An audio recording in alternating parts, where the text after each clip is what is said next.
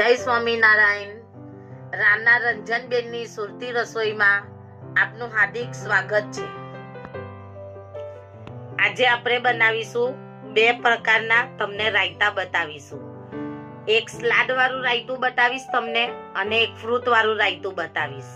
તો ચાલો આપણે જોઈએ કેવી રીતે બનાવવું.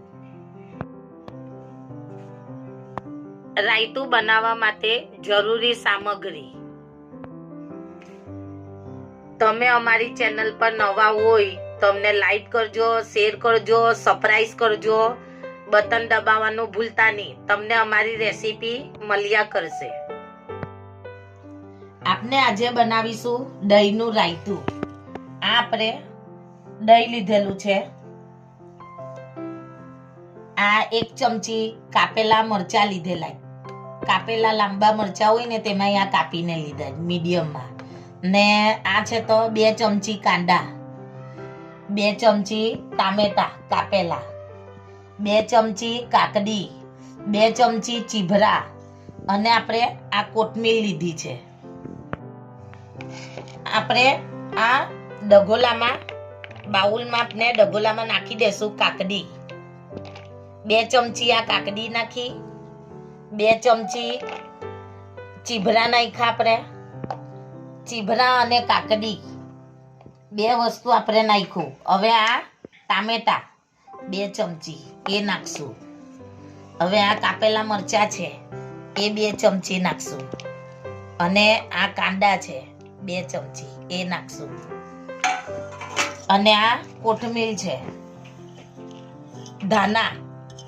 ધાના બોલો કે કોથમીર બોલો, આ કોથમીર ધાના છે. હવે આપણે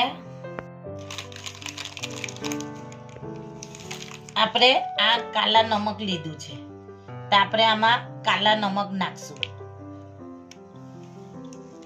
થોડુંક સાદું નમક નાખશું. આ થોડુંક સાદું નમક છે.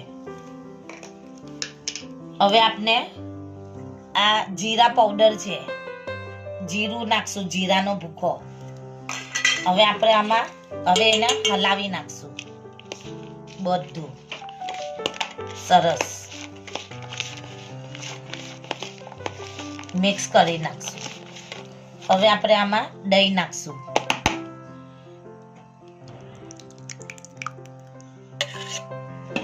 નાને હલાવી નાખશું.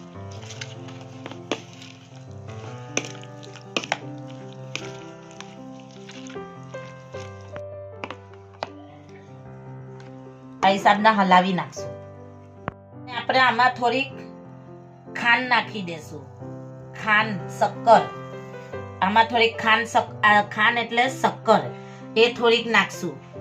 જો તમે ખાંડ આમાં ઓપ્શનલ છે. જો તમે ખાંડ નહીં ખાતા હોય તો આને સ્કીપ કરી શકો છો ખાંડને. આજે આપણે બનાવીશું ફ્રૂટનું રાયતું બનાવીશું.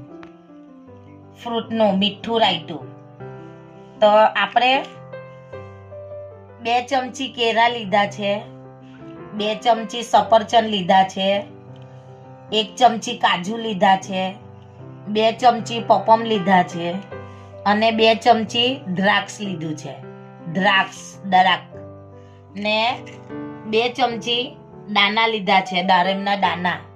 અનાર દાણા બોલો કે દાડમના દાણા બોલો, દાણા લીધા છે. હવે આપણે આમાં નાખી દેશું. આમાં નાખશું 2 ચમચી આ કેળા નાખી દીધા છે, 2 ચમચી દ્રાક્ષ નાખી દીધેલી છે કાપેલી, 2 ચમચી જેટલા પપમ છે કાપેલા એ નાખી દેશું, 2 ચમચી જેટલું સફરજન નાખી દેશું અને 2 ચમચી જેટલી દાણા નાખી દેશું દાડમના. હવે એમાં નાખશું આપણે દહીં. આ દહીં નાખ્યું. આપણે આ દહીં નાખ્યું.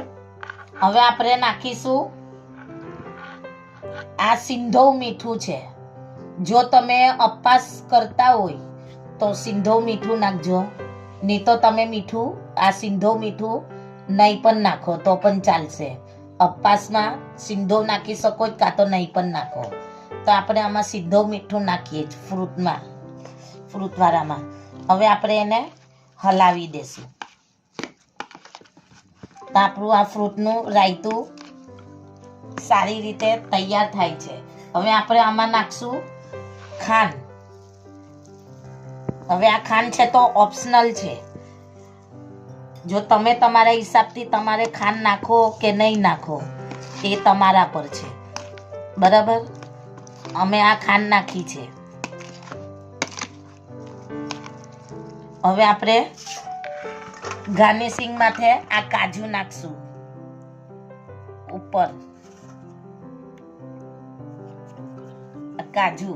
હવે આપણે ફુદીનો નાખીશું.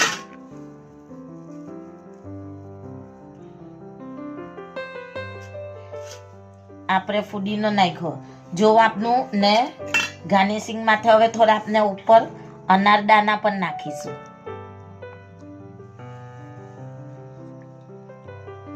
જો આપનું ફ્રૂટનું રાયતું તૈયાર સારી રીતે.